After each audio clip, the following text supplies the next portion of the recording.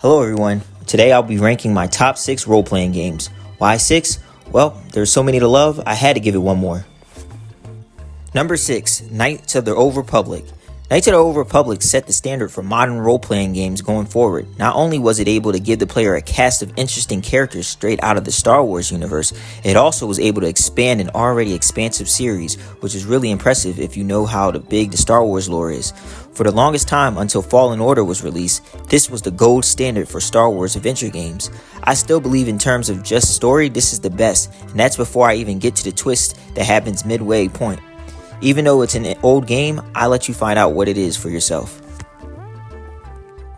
Number 5, Skyrim. A controversial pick, I know. Hardcore Elder Scrolls fans will say this is the weakest entry in the series, and Skyrim fans will say this is too low on the list.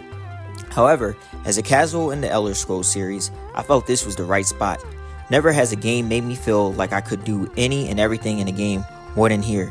Want to be a werewolf? Here you go. What about a freedom fighter / rebel? That's up to you. Skyrim gives the player the tools to be what they want.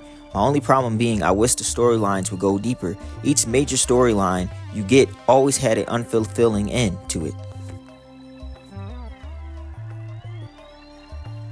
Number 4, Baldur's Gate 3. Now this is where the list gets interesting. I'm almost at a loss of words trying to describe the amount of joy I had playing Baldur's Gate 3. The amount of effort Larian put into this game shows, while not the same amount of expansive freedom as Skyrim, the depth of what Baldur's Gate 3 does give you is huge. The companions are the standard for the genre, and the combat is as well. While the overarching story can be convoluted, it does the job well, giving you a reason to go forward. Baldur's Gate 3 lives and dies with its characters, and it's a good thing they are so well made.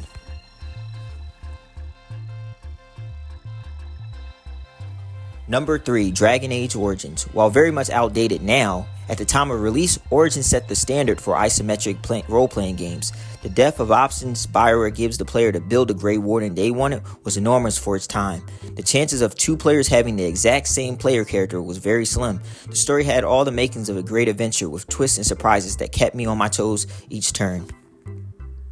Number 2, Fallout New Vegas. A flawed masterpiece, that's my summation of Fallout New Vegas.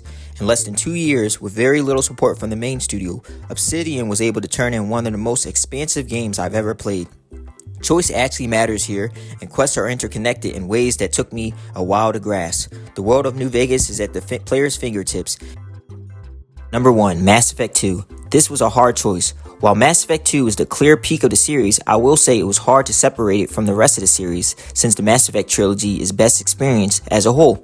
However, anyone who has experience with the series will tell you Mass Effect 2 is where everything came together, and you could see the vision BioWare was going for. The characters were at their strongest here, and the added aspect of loyalty missions allowed the players to get to know companions in a more intimate way. What separated Mass Effect 2 from the rest of the competition was that from the beginning to the end, it kept the momentum up without any lull periods. So there you have it, my top 6 role-playing games. I hope you enjoyed.